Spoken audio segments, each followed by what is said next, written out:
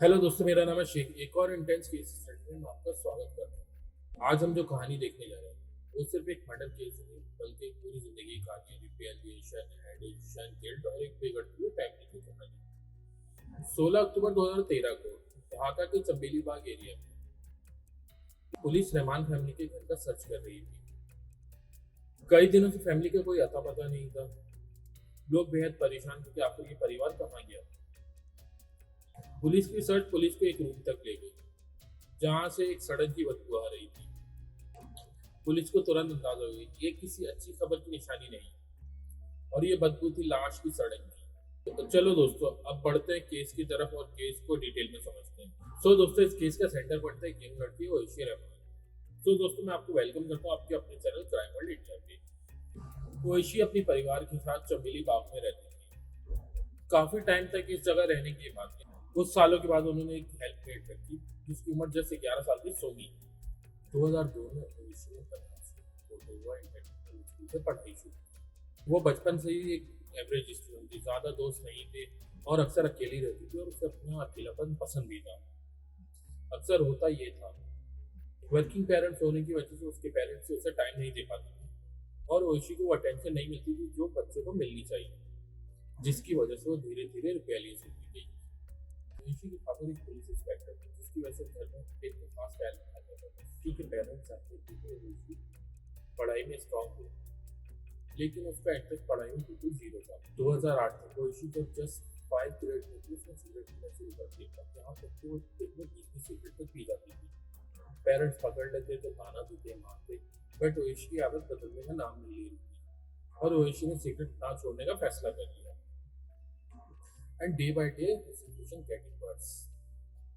5वीं class complete करने के बाद ओइशी को मोतीझील आइडियल स्कूल में उसे एडमिशन मिल गया, लेकिन वहाँ धीरे धीरे उसकी पढ़ाई और खराब होने लगी। वो बार बार स्कूल बंद करने लगी। उसे लगता था कि उसके पेरेंट्स उसे प्यार नहीं करते, ना उसको समझ पाते हैं।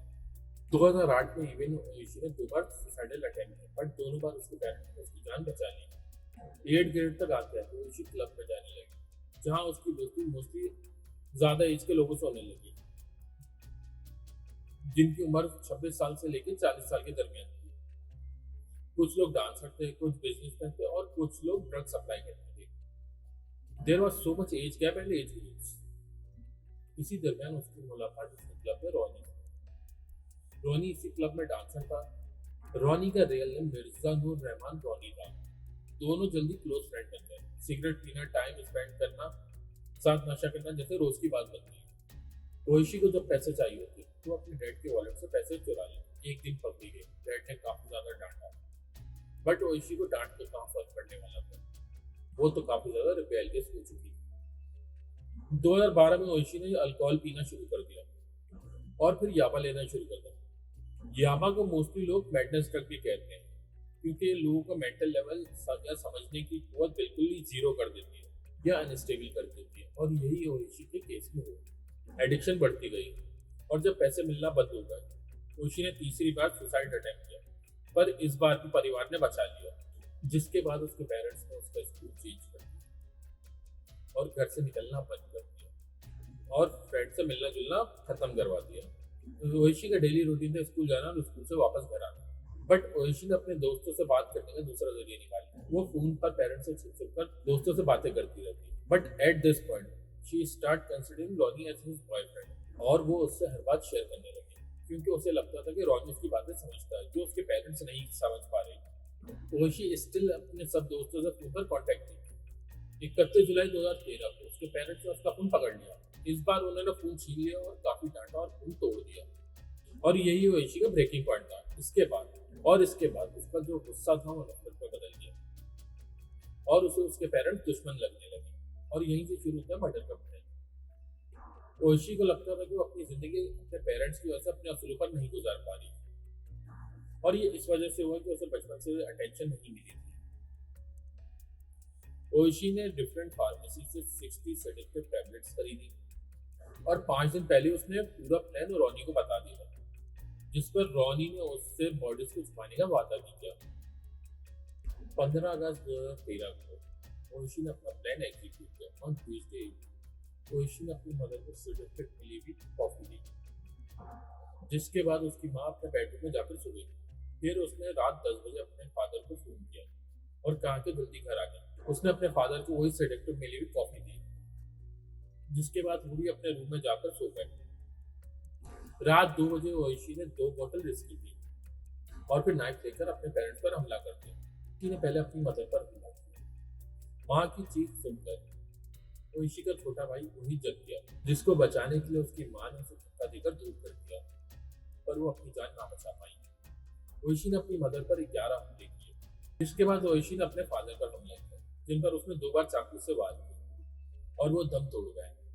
और इस पॉइंट पर ओइशी और ओई ने अपने पेरेंट्स को खो दिया। 8 साल का ओई सिर्फ रो रहा था, समझ नहीं पा रहा था कि उसकी बहन आखिर अपने पेरेंट्स को क्यों मार रही है। ओइशी ने ओई को बाथरूम में बंद कर दिया। हाउस हेल्प सोनी, जिसकी उम्र सिर्फ 11 साल की, उसने टीवी से सब कुछ देख लिया। डर के मारे वो छुपकर अपने रूम में चली गई। रात 4 बजे ओइशी सोमी के पास आई और कहा कि रॉनी ने अपने दोस्त के साथ मिलकर मेरे पेरेंट्स को मार दिया।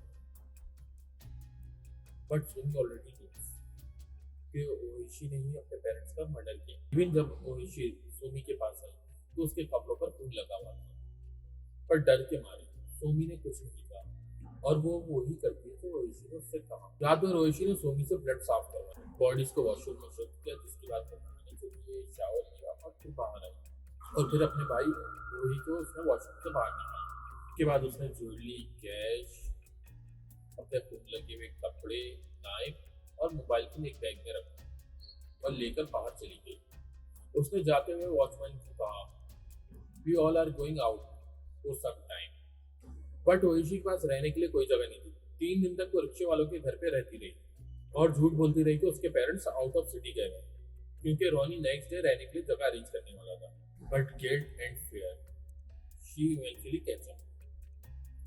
ओइशी ने रिक्शा ड्राइवर के घर से अपने अंकल आलमगीर को रात 2 बजे फोन किया और कहा कि उसके पेरेंट्स कुछ दिनों के लिए राजशाही आउट ऑफ सिटी गए हुए हैं और उसे अपने घर पर अकेले डर लगा, जिसकी वजह से वो अपने दोस्त के घर पर रहने आ गई। नेक्स्ट डे ओइशी के अंकल आलमगीर ने ओइशी को फोन किया और कहा कि तुम मेरे घर रहने आ जाओ, जिस पर ओइशी ने सिर्फ अपने भाई ओई को रिक्शा में बैठाकर अपने अंकल आलमगीर के घर पर भेज दिया और वो खुद रॉनी की आंटी के घर रहने चली गई।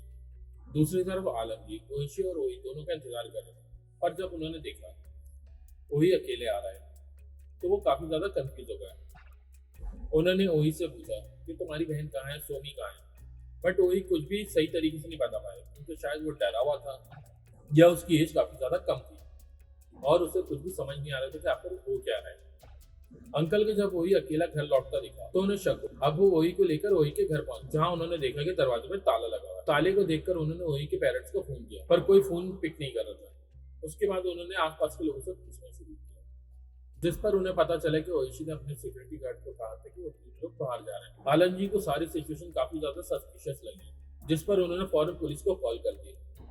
पुलिस ने आने के बाद ताला तोड़ा और उन्हें तुरंत ही वॉशरूम में बॉडीज मिल गई। पुलिस ने तुरंत बॉडीज को पोस्टमार्टम के लिए हॉस्पिटल भेज दिया और रूटीन इन्वेस्टिगेशन स्टार्ट कर दी। घर की तलाशी के दरमियान उन्होंने देखा कि रूही की मां के सारे गहने मिसिंग है और कैश गायब था। मर्डर में इस्तेमाल उन्होंने कोई भी हथियार मौजूद नहीं था। ओई इस हालत में नहीं था कि वो कुछ भी बता सके, जिस पर उन्होंने ओइशी को ढूंढना शुरू कर दिया। 17 अगस्त 2013 को ओइशी खुद बेल्टॉन पुलिस स्टेशन में सरेंडर करने पहुंच गई। उसे समझ आ गया था कि पुलिस उसे पकड़ लेगी, या फिर उसे ये समझ आ गया था कि उसने कितनी बड़ी गलती या कितना खतरनाक काम किया, और उसे ये भी समझ आ गया था कि वो ज्यादा देर तक छुप नहीं सकती। इसकी वजह से उसने सरेंडर किया। लेकिन ओइशी अब बार बार स्टेटमेंट बदल रही थी। Initially she said Ronnie kill his parents with his friend and run away, लेकिन बाद में ओइशी टूट गई और उसने पुलिस को सब कुछ बता दिया। ओइशी ने बताया कि चोरी हुई सारी चीजें रॉनी के अंकल के घर पर है, जिस पर पुलिस ने सारी चीजें बरामद कर ली, इंक्लूडिंग खून लगे हुए कपड़े और नाइफ। इवन सोमी भी नेक्स्ट डे रिक्शा ड्राइवर के साथ पुलिस स्टेशन आई और सब कुछ बताया, क्योंकि वो एक आई विटनेस थी। बट स्टिल ओइशी बार बार अपने बयान बदल रही थी। But now police have evidence, knife, जो कि मर्डर वेपन था। बट पुलिस अभी भी एक चीज को लेकर परेशान थी। स्कूल में ओइशी की उम्र 18 साल से कम थी और पासपोर्ट पर 18 से ज्यादा। बट मेडिकल रिपोर्ट में सब कुछ क्लियर था। ओइशी की उम्र 18 साल से ज्यादा थी, 19 साल के दरमियान थी। पोस्टमार्टम रिपोर्ट के मुताबिक ओइशी ने 11 बार अपनी मदर पे हमला किया और 2 बार अपने फादर पे।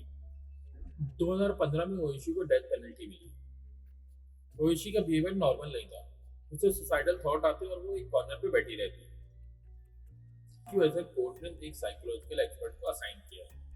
एक्सपर्ट ने अपनी रिपोर्ट में बताया ओइशी इज हैविंग पोस्ट ट्रॉमेटिकल डिसऑर्डर और अल्कोहल की वजह से उसकी कंडीशन और ज्यादा बिगड़ गई। ये केस कोर्ट में काफी सालों तक चला। ओइशी के फ्रेंड रॉनी को 2 साल की सजा मिली। सोमी का केस स्टिल बच्चों के कोर्ट में लड़ा जा रहा है। ओइशी के लॉयर ने हाई कोर्ट में अपील की, जिसके बाद ओइशी की डेथ पेनल्टी को लाइफ इम्प्रिजनमेंट में बदल दिया गया, क्योंकि ओइशी की मेंटल कंडीशन अनस्टेबल थी।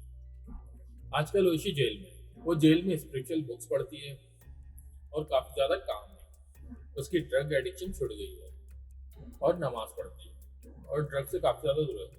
ओइशी से कोई भी उसके रिलेटिव कोविड के बाद से मिलने नहीं आया। तो ओइशी के भाई रोही को उसके अंकल ने अटैक कर लिया, बट उसके दिल पर अभी भी उस रात का जख्म है। वो थेरेपी पर है। उसे नाइटमेयर्स आते हैं क्योंकि उसे पूरा सच याद भी नहीं है कि आखिर हुआ क्या था। ये केस हमें ये बताता है कि बचपन का टेंशन, केयर, मेंटल हेल्थ और अर्ली इंटरवेंशन कितनी ज्यादा जरूरी है। अगर ओइशी को सही वक्त पर हेल्प मिल जाती तो शायद ये कहानी इतना ज्यादा डार्क नहीं होती। सो दोस्तों, चैनल को लाइक करना, सब्सक्राइब करना मत भूलिए। Next video.